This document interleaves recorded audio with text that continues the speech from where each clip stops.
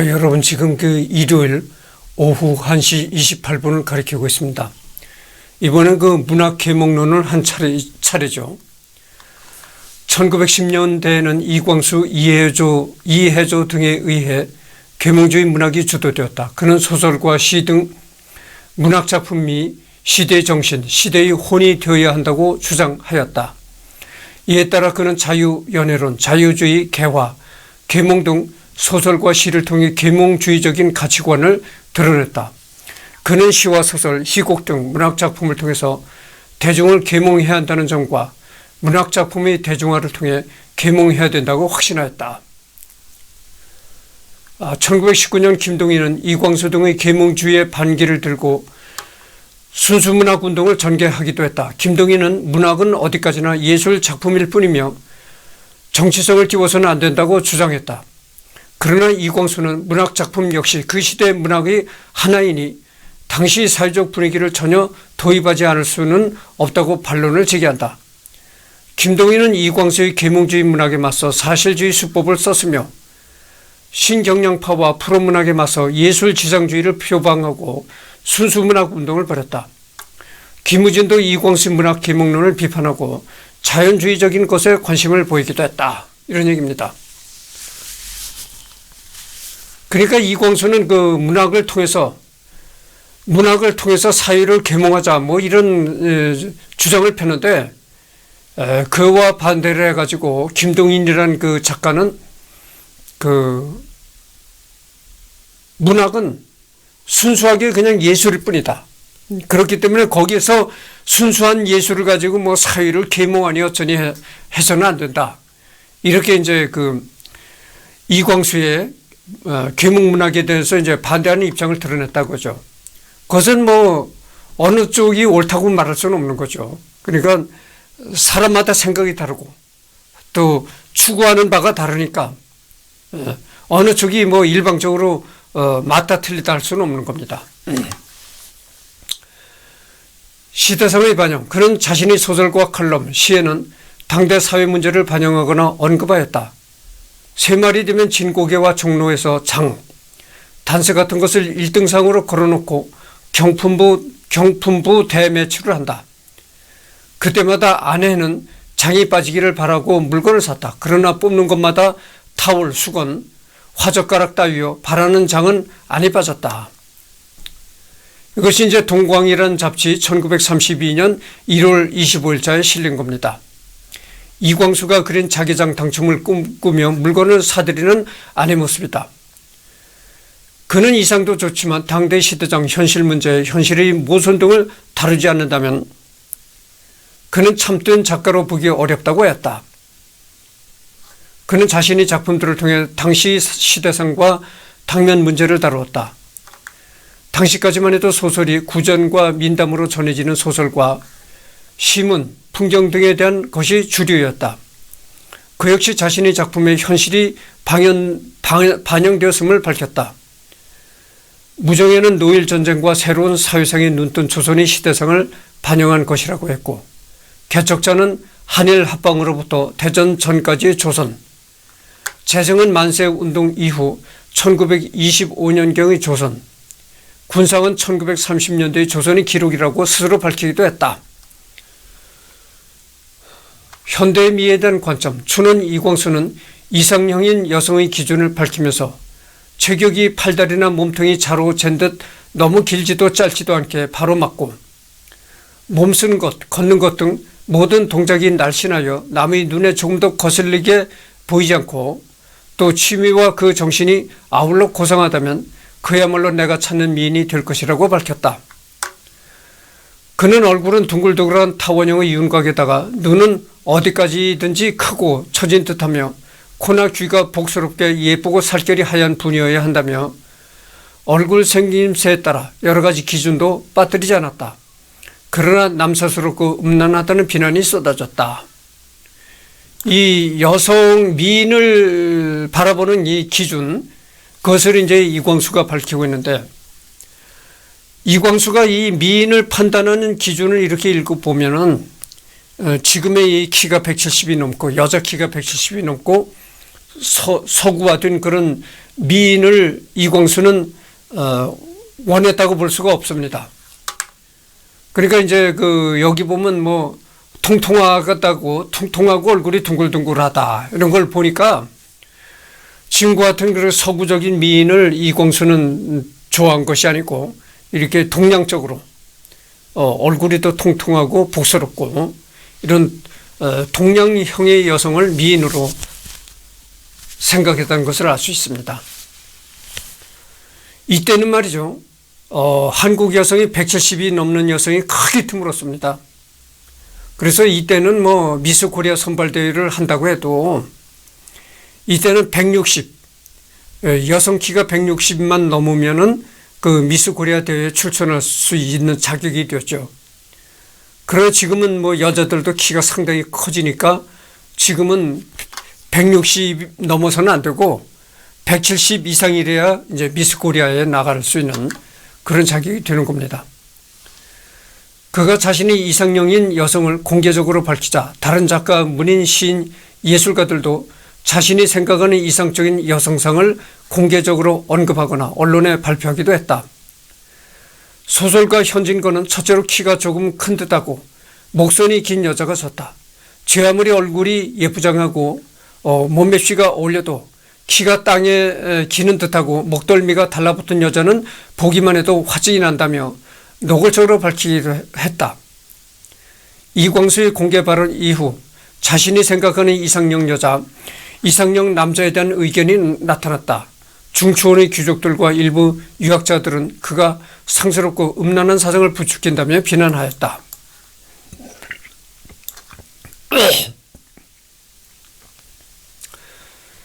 그러니까 그 소설가 현진건이 알잖아요, 여러분들. 그 소설가 현진건이는 이광수와는 반대로 그 동양적이라기보다는 비교적 이 서양형으로 생긴 미인을 좋아했다. 이렇게 얘기를 할 수가 있습니다. 그렇게 뭐 어떤 여성을 좋아한다 이렇게 얘기를 하니까 그때 당시는 너무 그 완고한 시대라. 음란한 사상을 부추긴다며 이제 또 비난을 했다는 겁니다. 근대화에 대한 관점. 그는 조선 사회를 개선하려면 문명화, 근대화가 이루어져야 한다고 보았다. 그는 조선 사회의 새로운 문화의 하나로 철도와 열차를 지목했다. 도회의 소리, 그러나 그것이 문명의 소리다. 그 소리가 요란할수록 그 나라는 잘 된다. 수레바퀴 소리, 증기와 전기 기관 소리, 쇠마차 소리, 이러한 모든 소리가 합하여져서 비로소 찬란한 문명을 낳는다. 이 글귀를 보면은 이광수가 살았을 때만 해도 지금보다는 상당히 오래전 시대에 이광수가 살았다는 것을 좀 느낄 수가 있는데요. 뭐 차가 다니는 소리, 전철이 다니는 소리, 이런 교통이 아주 잘 이렇게 통용되는 이런 그 소리들이 그것이 바로 이 문명의 원동력이 되는 소리다 이런 얘기죠. 그래서 지금 이 교통의 그 소음도 너무 그 소음 공해가 크잖아요. 그래가지고 여러분들 고속도로 주변에도 이 방음막을 설치하잖아요. 고속도로 주변에 사는 사람들을 위해서 방음벽을 설치하는 거죠. 고속도로 주변에도 길 양쪽으로 방음벽을 설치하고 그러는데, 그는 인습을 타파하고 새로운 문물을 받아들여 장점을 취하고 사회를 개선시키는 것이 나라를 부강하게 하는 것이라 하였다. 한국 최초의 근대소설 무정에서 기차역은 주인공들이 만나고 헤어지는 무대다. 그의 작품 무정을 두고 철도가 작품의 한가운데를 횡단하고 있다. 기차는 근대성의 상징이라는 분석도 있다. 또한 작품 흑에서는 주인공들이 서양식 아침 식사를 한 것을 묘사하여 서구 문화를 소개하기도 했다. 지금 드라마를 보면 공항 같은 데서 뭐 인천공항 같은 큰 넓고 화려한 공항에서 이제 서로 포옹하고 이러면서 뭐 이별을 하는 그런 장면이 이 드라마에도 많이 나오잖아요. 근데 지금은 뭐 비행기 시대죠, 비행기 시대. 근데 이광수 시대만 해도 비행기 시대가 아니고 주로 이제 기차가 주로 이제 그 주 무대였죠. 기차가 주인공이었다 그거죠. 그래서 이광수 시대만 해도 기차역에서 이제 만남과 이별을 갖는 그런 연극이 꾸며지고 그랬다고죠. 그러나 지금은 뭐 그렇지 않잖아요. 지금은 뭐 기차역에서 만남과 이별을 하는 그런 장면이 잘 드라마가 꾸며지질 않잖아요. 지금은 공항, 비행기가 뜨고 내리는 공항에서 이제 만남과 이별이 이제 스토리가 생기고 하잖아요. 등산 활동, 이광수는 1936년 계명이라는 잡지에 남긴 기고문을 통해 백두산 등반에 대한 소감을 남겼다.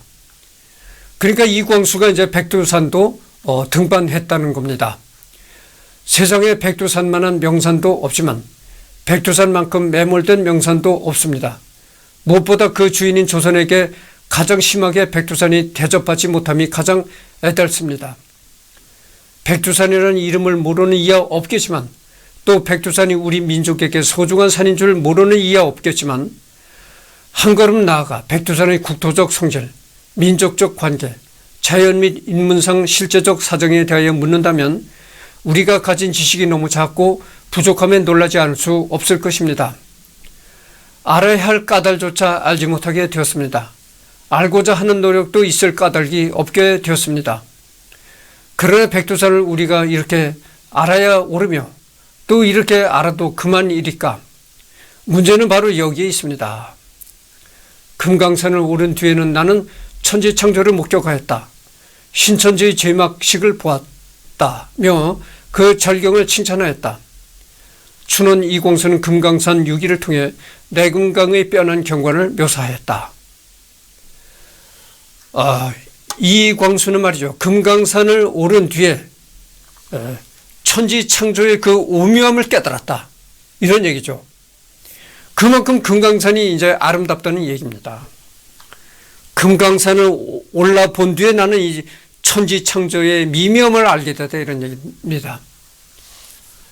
산을 좋아한 그는 여러 산을 등산하였지만 그는 백두산을 비롯한 일부 산에 대해서는 등산 소감을 남기기도 했다.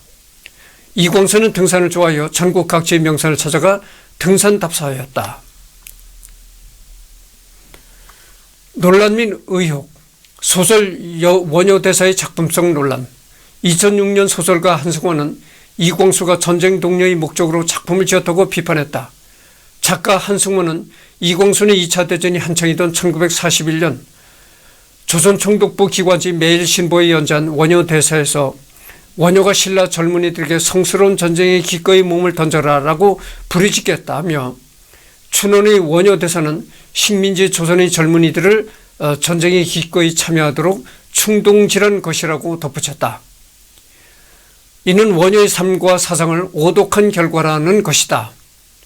이 소설가 한승원, 여러분들 그 한승원이란 그 소설가 있잖아요. 지금 뭐 연세가 80대 뭐 중반인지 후반인지 그렇게 됐는지 하여튼 잘 모르겠습니다만은 이 한승원 소설가의 또 따님이 한강이라고 해가지고 이 필명이 한강이죠. 본명은 아니라고 보는데 이 한강이라는 필명을 가지고 이제 뭐 소설을 써가지고 외국에서 뭐 문학상도 받고 그랬습니다.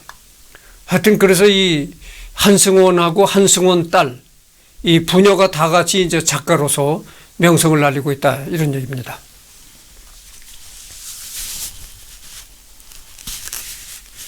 이광수작 원효대사의 작품 해설을 쓴 동국대학교 명예교수인 국문학자 이병조는 일제가 춘원에게 원효대사의 집필을 허락한 것은 원효가 승병을 일으켜 나라에 충성한 불효불굴의 정신을 비상체제 하의 한인에게 알려 이른바 국가총동원의 선정성을 노린 것이었다면서도 이광수는 이를 이용해 한민족의 민족정기를 불러일으키는 천재의 일우의 기회로 삼았다고 반론을 제기했다.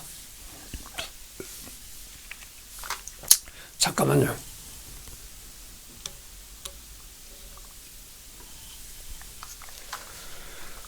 아, 2006년 4월 원효대세 재출간 문제를 고 화남출판사 편집주간 이승철 시인과 한승원 작가 사이에 논쟁이 오갔다. 한승원 작가가 원효의 사정을 오독한 것이라며 이광수의 소설을 비판한 데 대해 이승철 주간은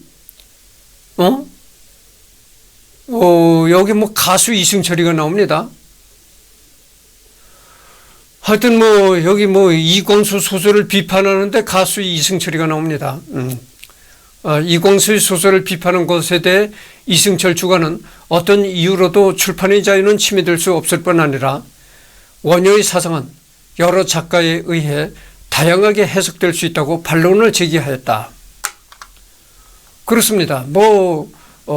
이광수의 소설을 보고 좋든 나쁘든 그걸 평가하는 것은 개인의 자유고, 또 사람마다 이 시각이 다르고 생각이 다를 수가 있는 겁니다. 그러니까 좋다 나쁘다를 평하는 것은 어디까지나 그 주관적인 문제일 뿐이고 그런 것이죠.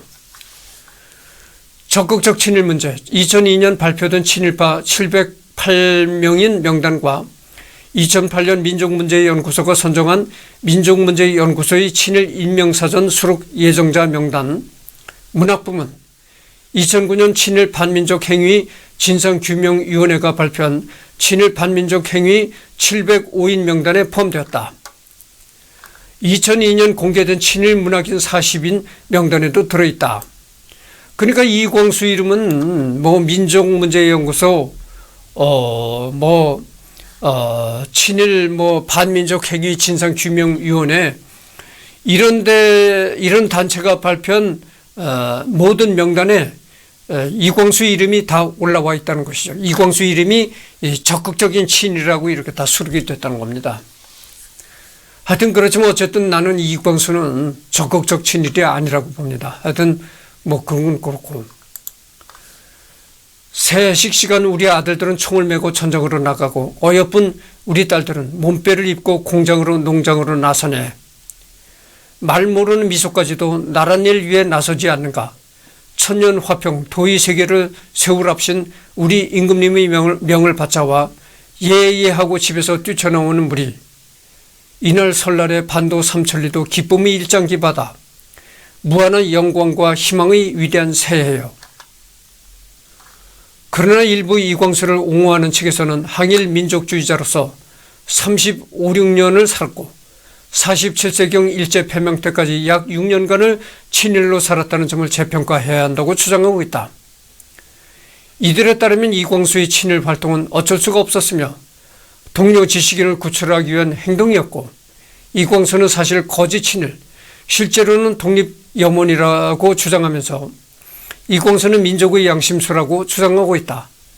반면에 1909년 사랑인가를 탈고한 시점에서 이미 친일적 사상을 가지고 있었다는 주장도 있다. 그래서 나도 이런 생각에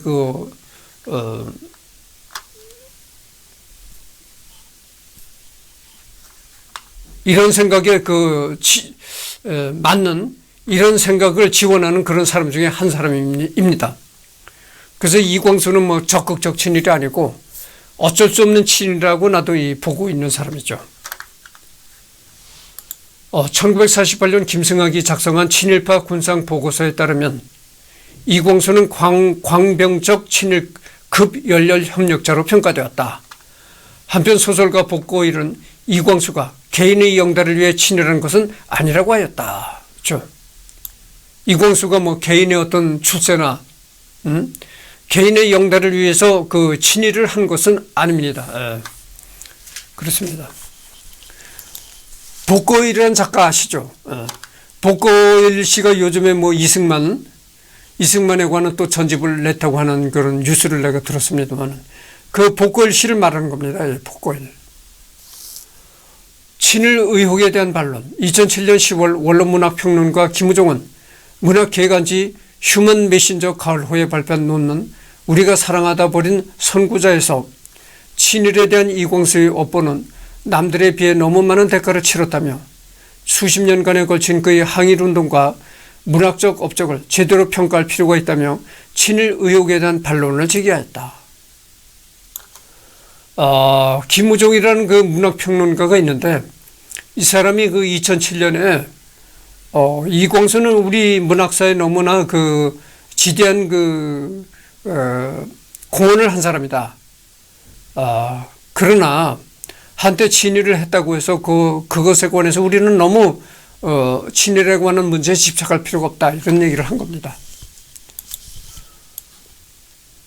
문학평론가 김우종은 우선 해방정국에서 반민족행위 특별조사위원회가 이광수를 친일 혐의로 구속 투옥한 것에 대해 친일 인사 다수 중에서 특히 죄질이 나빴던 문인은 빠지고 이광수 등 선배 문인만 기소한 것은 잘못이며 독립운동가에 대한 참작 없이 구속 투옥에 의한 재판을 진행한 것은 결코 공정한 처사가 아니었다며 힘없는 사람들만 처벌했다는 점에서 큰 과오가 있으며 법이 대중적인 인기 논리에 편성한 것이라고 비판했다.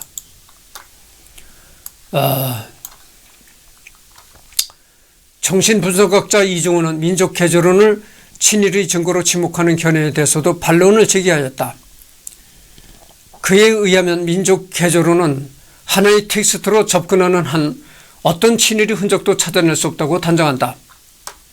이광수 대신 도산 안창호 이름으로 출간됐다면 그 논문은 지금 다른 운명을 맞고 있을 것이라며 이광수 비판론의 반론을 제기하였다. 또한 다른 문인들은 무책임하게 친일 의혹을 회피하고 그에게 책임을 전가했다고 하기도 했다. 그에 의하면 친일 문인들이 자신들의 책임을 회피하기 위해 이광수라는 희생양을 통해 누구도 주지 않은 면죄부를 강탈해간 친일파 지성인들의 책동이라는 것이다. 진짜 친일파 그 문인들이 있었는데 그런 진짜 백이 친일파 문인들이 자기들이 친일파라는 그런 죄를 벗기 위해서 면죄부를 얻기 위해서 이광수를 친일파로 몰아갔다 이거죠. 이광수한테 친일파라는 걸 뒤집어 씌우고 자기들은 친일파라는 것은 이제 면죄부를 얻었다 이런 얘기가 드는 겁니다. 그러니까 내가 친일파라고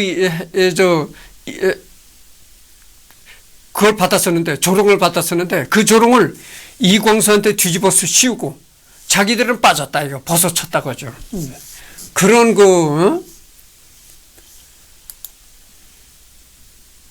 그런 못된 그런 게 있었다 겁니다. 정신분석학자 이중호는 그가 왜 친일을 했을까에 대해서는 알려진 것이 많지 않다. 그를 친일 인사의 대명사로 인식하는 흑백 논리만 있을 뿐 인간 이광수에 대한 이해는 없는 것이다는 점을 지적하기도 했다. 적극적 친일론에 대한 반론. 2009년 단국대학교 김원모 교수는 이광수의 친일은 민족의 보존을 위한 불가피한 선택이었다. 겉으로는 친일을 했지만 내면으로는 철저히 독립을 원했다고 주장했다. 김 교수는 춘원이 덕후토미 소호에게 1940년 일본 국왕에게 충성을 맹세하며 창씨 개명의 이유를 밝힌 편지를 1989년 발견했다. 처음엔 편지 내용에 수치심을 느꼈고 하지만 자료를 뒤져 연구를 계속하면서 친일과 관련된 이광수의 다른 면모를 이해하게 됐습니다라고 밝혔다. 이에 김원모는 이광수 친일 연구와 관련해 친일 인명사전의 편찬처럼 좁은 대롱으로 대상을 보듯 실증 연구 없이 일제강점기 인물의 한 면만 편협하게 부각해 매국노로 매도하는 학계의 분위기는 잘못했다고 밝혔다. 이광수의 깊은 마음의 심층적인 그거를 이해를 하지 못하고 겉으로 나타난 어떤 아주 비좁은 단면만을 보고 친일파라고 하는 것은 옳지 않다. 이런 것을 이제 단국대학교 김원모 교수가 이제 얘기를 한 겁니다. 김재용 원광대 교수는 이광수의 삶을 볼 때 친일 행적이 진심이 아니었다고 보기 어렵다며 이광수는 1937년 중일전쟁에서 중국이 패하자 조선 독립의 가능성이 없어졌다고 보고 일본 민족과 조선 민족이 일본의 국민으로 동등하게 사는 것이 우리 민족의 살 길이라고 본 것이라고 반론을 제기하였다. 그래서 이제 2009년 단국대학교의 김원모 교수는 이광수는 진짜 친일이 아니다. 진짜 친일자가 아니다. 이렇게 주장을 했는데 거기에 또 반론을 제기한 사람이 있었다는 거죠. 거기에 이제 반론을 제기한 사람이 누구냐면은 원광대 교수를 재직하는 김재용이라는 교수는 이광수는 진짜 마음속까지 친일이었다. 이렇게 반론을 폈다고 합니다. 독립운동 연장선론과 그 반론. 2007년 문학평론가 김우종은 이광수의 친일 행위 중 일부는 친일이 아니라 독립운동의 연장선이라는 견해를 내놓았다. 이때 문학계간지 휴먼 메신저 가을호에 발표한 논문 우리가 사랑하다 버린 선구자 김우종은 이광수의 친일 행위에 대해서도 조목조목 반박했다. 이광수가 친일 활동을 시작한 시점으로 간주되는 개벽에 발표된 민족개조론에 대해 김 씨는 거짓말 잘하고 남을 속이고 하는 민족성을 개량하고 조선민족의 내실을 철저히 다지자고 주장한 것이었다고 강변하며 이것을 일제에게 식민 통치의 구실을 주었다는 것은 무리한 주장이라고 말했다. 또한 민족개조론이 발표되기 넉 달 전 베이징에서 안창호를 만나 흥사단 운동에 관여 협의하고 1923년에 함께 조직한 것이 수양동맹회였다며 민족개조론 내용과 안창호의 준비론을 비교해보면 이 논문은 안창호의 독립운동 노선과 일치하는 것이라고 덧붙였다. 이렇게 문학평론가 김우종은 철저하게 이광수는 이광수를 친일파라고 매도할 수 없다고 철저하게 이렇게 이광수를 옹호하는 그런 논리를 펴고 있다 이런 얘기죠. 김우종은 이광수가 어린 시절 동학운동에 적극 참여하고 일본 유학생 시절 3.1운동을 촉발하는 계기가 된 28 독립선언문을 주도적으로 작성했다는 점 등을 거론하며 수십 년간에 걸친 항일투쟁의 노력과 문학적 업적은 친일 행적을 상쇄하는 바가 있다고 거듭 변호했다. 이에 대해 김재용 원광대 국문과 교수는 1938년 중일전쟁이 터지면서 이광수는 우리 민족이 살 수 있는 길은 독립을 포기하는 것이라고 주장하며 모두 일본 국민이 될 것을 주장했다며 1940년에는 자신의 이름마저도 일본식 이름으로 바꿨다. 그의 행적은 모두 기록으로 남아있다고 반박했다. 김 교수는 특히 이광수의 문학적 성과와 항일 투쟁의 노력이 친일 행적을 상쇄한다는 김 씨 주장에 대해서도 당시 이광수보다 지명도가 높았던 홍명희는 일제의 종룡에 결코 굴하지 않았다며 공과를 다 같이 다뤄야지 공 때문에 과가 지워지거나 과 때문에 공이 지워지면 안 된다고 지적했다. 그 다음에 허영숙에 의한 매수론이 나옵니다. 그의 부인 허영숙이 조선총독부가 매수한 밀정이고 허영숙이 그를 포섭했다는 의혹은 소설가 박종화 등을 통해 제기되었다. 이후 부인 허정숙이 밀정 총독부에 포섭되었느냐 역시 논란 중에 있다. 이광수의 부인 우리나라 최초의 여자 양의사 허영숙이가 조선 총독부에 매수당한 일본인 밀정이었다. 이런 얘기가 있습니다. 그래서 이 일본의 밀정이어가지고 상하이까지 이제 이광수를 쫓아간 거다. 이런 얘기도 있는 거예요.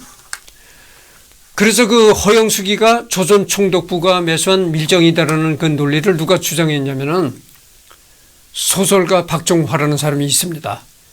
금삼의 피라는 그 소설을 쓴 작가죠. 그 사람이 이런 논리를 이제 주장했다는 겁니다. 한편 문학평론가 김우종은 상하이 임시정부에서 활동하던 이광수의 갑작스러운 귀국도 인간적 차원에서 이해해야 한다고 말했다. 당시 이광수는 일제 총독부의 밀서로 의심받던 아내 허영숙을 만난 뒤 돌연 귀국, 변절자로 의심받았다. 김우종은 이광수에게 있어 허영숙은 아내 이상의 존재였다. 이광수가 일본에서 폐결핵에 걸려 사경을 헤맬 때 의사였던 허영숙이 살려주지 않았다면 당시 집필 중이던 무정도 완성되지 못했을 것이라며 그의 개인적 환경을 일체 무시하고 비난만 할 수는 없다고 주장했다. 또 조선문의협회가 일제총독부에 의해서 만들어지고 일본까지 회원으로 참여해 그들의 지휘 감독 하에 있었던 것을 감안할 때 이광수의 친일은 자발적인 것으로 단정하기 어렵다고 부연했다. 그러니까 이 문학평론가 김우종 씨는 계속 이광수는 이제 결코 친일이 아니며 허영숙이도 일제 밀정이 아니었다 이렇게 이제 주장하는 겁니다. 위장 이후 논란. 해방 후 1946년 이광수는 허영숙과 이혼을 하는데 이를 두고 일부에서는 그가 일제강점기 시대에 축적한 부동산과 같은 재산을 몰수당하지 않기 위한 위장 이혼이었다고 비판한다. 또 일각에서는 친일파로 몰린 자신 때문에 가족이 피해받는 걸 원치 않았기 때문이라고 한다. 이 가족 관계.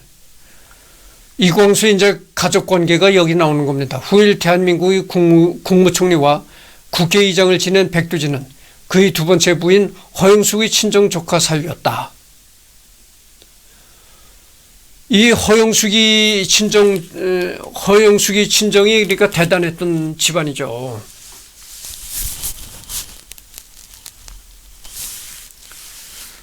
그 허영숙이 친정 조카 백두진이가 대한민국의 국무총리와 국회의장을 지냈던 백두진이가 허영숙이 친정 조카였다는 겁니다. 할아버지 이건규, 아버지 이종원, 어머니 충주 김씨. 그러니까 이광수의 할아버지가 이건규고, 이광수의 아버지가 이종원, 어머니는 이제 충주 김씨, 형 3명, 요절 일찍 죽었다는 얘기고, 여동생 이애경, 여동생 이애란, 전처 백혜순, 아들 이진근, 다의 물음표가 붙었습니다. 언제 죽었는지 확실히 모른다. 다 물음표가 붙었는데, 손녀 이정자, 후처 이제 허영숙, 이렇게 나옵니다. 아들 이봉근. 1927년 5월 30일에서 태어나가지고 1934년 2월 20일에 사망했다. 이렇게 나왔네요. 그리고 아들 이영근, 미국으로 이주. 손녀 이성희, 미국명 앤리. 미국명 앤리. 그 다음에 딸 이정란. 그 다음에 딸 이정화. 미국에 거주. 1998년 미국 시민권 취득. 펜실베니아 대학교에서 이제 교수를 지냈다. 외할머니 양씨, 사촌 형제 이학수, 1921년 스님으로 출가. 장인 허종, 허영숙의 친정아버지. 허영숙은 허종의 넷째 딸이었다. 기타 처조카, 허명재, 두 번째 부인 허영숙의 친정조카, 처조카 사위 백두진 이렇게 나왔습니다.